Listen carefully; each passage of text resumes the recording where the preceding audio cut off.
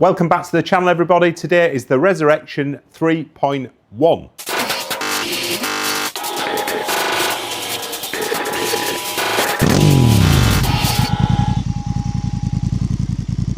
So if you watched the Resurrection episode 3, I did mention I decided to keep the bike as it was with the undertray and the rear lights. I've since had a little bit of a rethink, and this is why it's the Resurrection episode 3.1, because we're going to take off the undertray and the bullet lights and reinstall the original undertray that I found on Facebook Marketplace.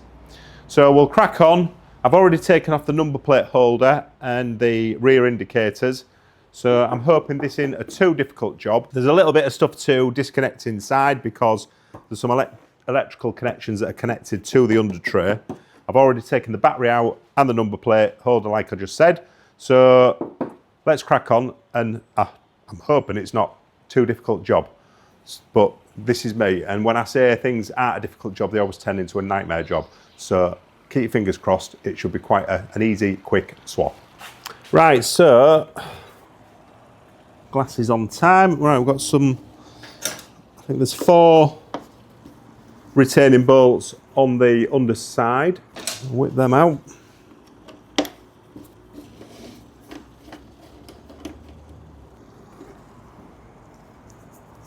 And then these need to come out. There's 2 bolts under here. It's quite a straightforward job, to be honest, but it's just a little bit fiddly. And I'm hoping the undertray that I bought off Marketplace fits. It was off a 2001 K1, so there's no reason why it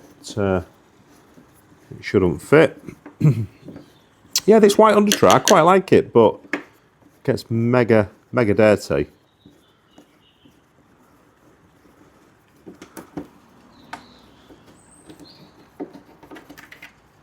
They're off.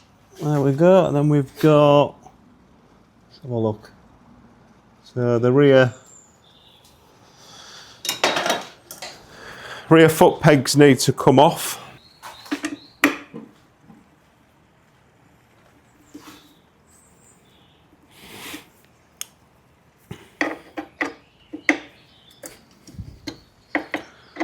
We'll take them off anyway because we're not taking pillion on this bike.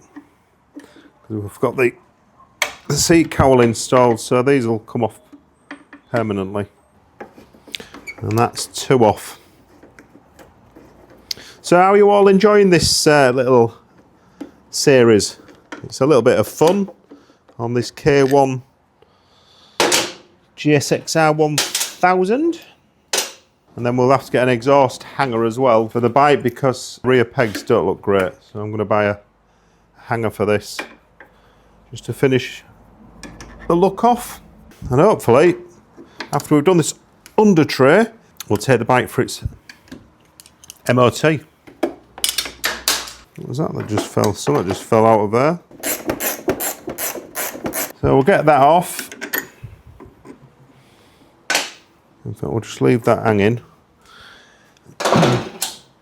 Right, that should just really pop out, I'm hoping.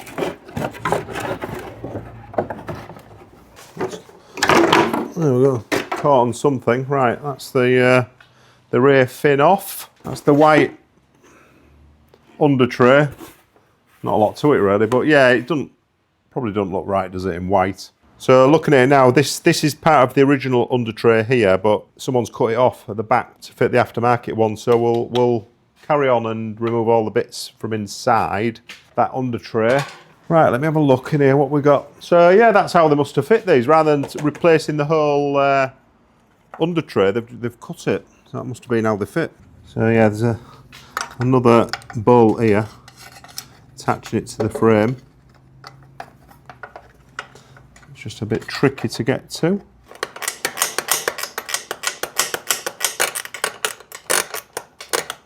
There you go.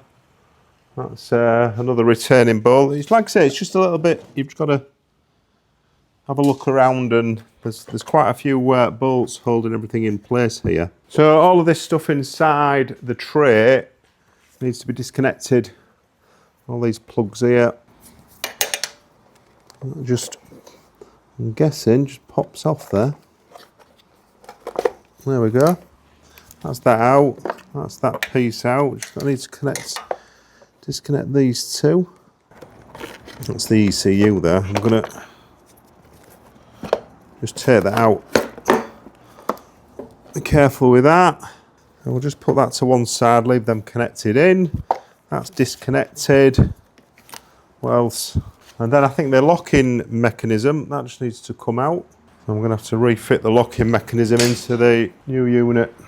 And there we go. There's another bolt under here as well.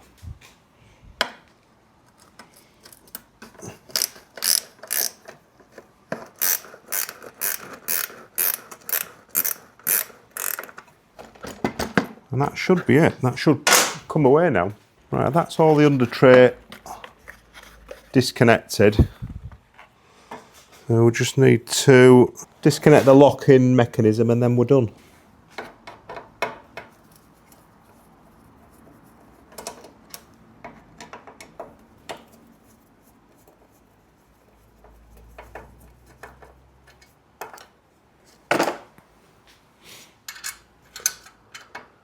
What I like to do as well, just put the screws and bolts back into places where you can do, just so you don't forget where they go, because I have had a few occasions, and I'm sure you all have, you'll be putting bikes back together and you'll be left with little bits, wondering where they go. Right, that's everything disconnected. That should just come out now.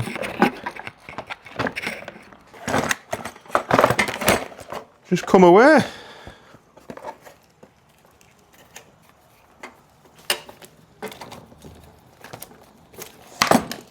Done. Right, there we go. So we need to swap over the locking mechanism and fit the new tray.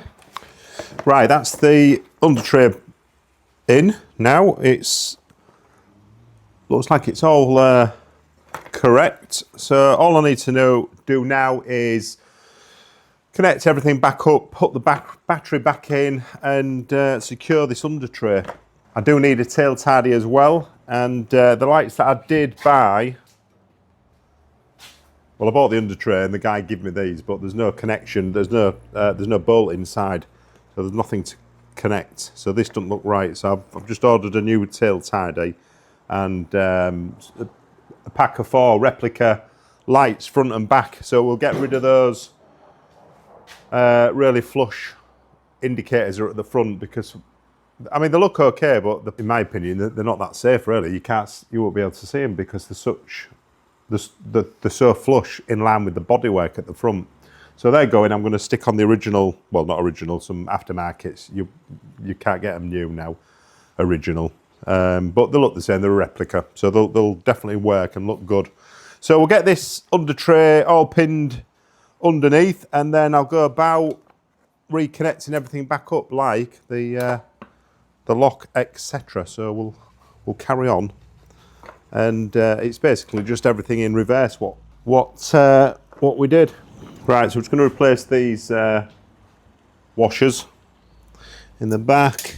Because the borderline's just a little bit too small, and that's the trouble when you're buying, something used and old.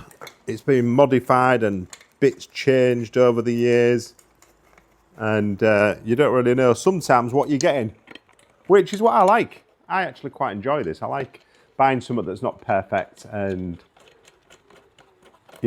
putting it right, basically, to as best as you can.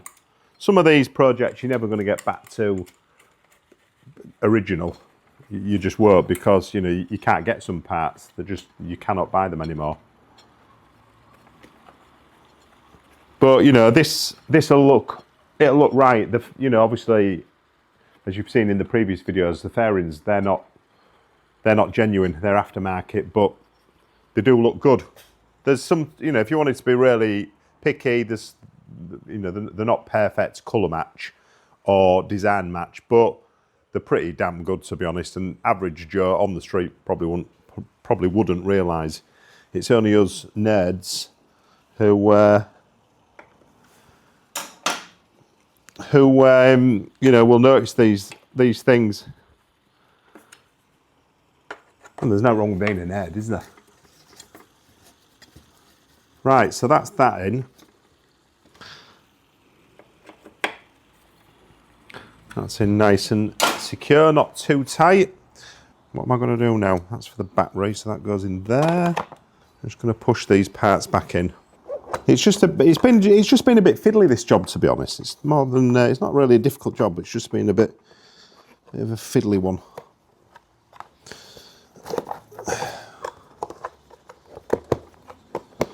It clips back in there. That's for the battery. So yeah, I've just ordered these lights from eBay, and they look great, to be honest. They're a replica front and rear, and tail tidy as well. Not a fortune. Like I say, I don't want to throw a load of money into this bike. I want it to look good, and I want it to look well. Most importantly, I want it to ride well. And that's the main thing for me. You know, the bike has got to ride well. So hopefully we'll get it in for MOT next week. And I'm really excited to get it on the road. I really am. It's been on the ramp for a few weeks now, getting it all up to speed, doing the full service on the bike. I really enjoyed doing that. There we go, that's in nice. So battery, what else needs to go in? We'll put that on. So what's your favourite bike then? Let's have a little chat. What's your favourite old school bike? And you can't discuss in the comments anything new. I'm talking stuff 2000, let's go 2002, and before that down to about 1990. What's your favourite bike? Which bike would you like to own, and which bike did you own? Let me know. Let's have a little bit of a conversation about older bikes. Like I say, me personally, I love these older bikes. I just think they've got so much character. And I will get an exhaust hanger, but just for now, I'm just going to put these rear pegs back on. So right, here we go. This is the rear section. And like I said, it's a shame really. The previous owner cut out some holes here in the back, which obviously it's left with little holes. Not great, but we can put some plastic or some rubber bungs in there. So that should fit nicely on here now. Let's have a little look and see what it looks like. Like that. Yeah, the black definitely looks better. It really does. That looks miles better. So we've got the original light, the original Undertray, and I think you'll agree that definitely looks better in black with the original light. So I'm just waiting for exhaust hanger for the back and the indicators, and then we'll get the fairings on and then get this bike off for MOT. It's been a little bit of a journey this so far, but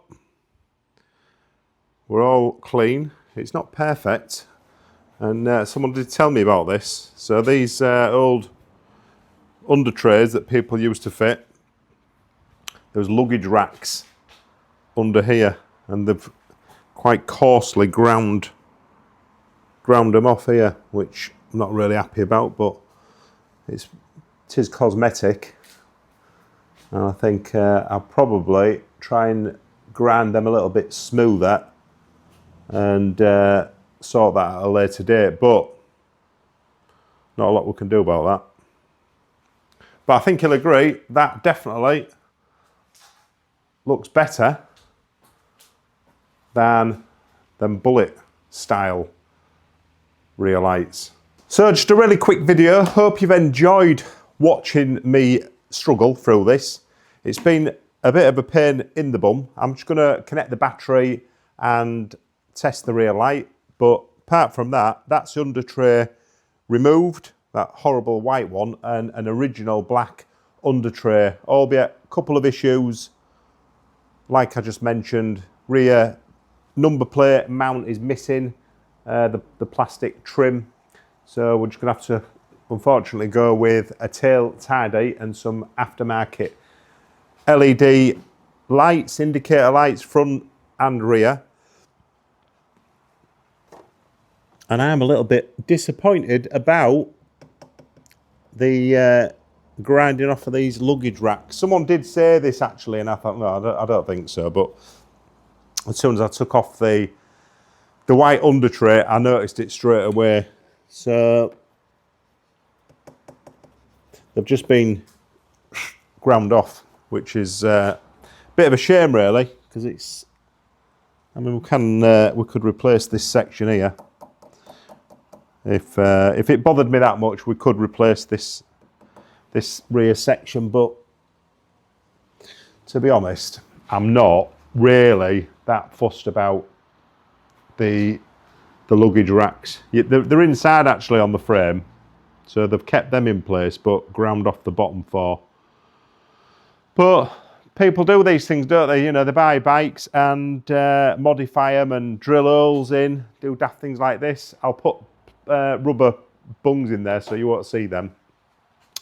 And yeah, we do these things. I've done all these daft sort of things over the years with cars, especially. I've done loads of stuff, and then the older you get, you buy these things. You want them original. You don't want daft exhaust. You don't want all the modifications. You know, you want all this stuff original. But that's it. That's the Resurrection 3.1 Finito done. And I'm going to give the bike a clean up, and the next episode will be the MOT. So I'm looking forward to that one. Hopefully, fingers crossed, it'll just fly through MOT and be able to get out riding on this gorgeous K1 GSXR1000. Thanks for watching, guys, and I'll see you all on episode 4.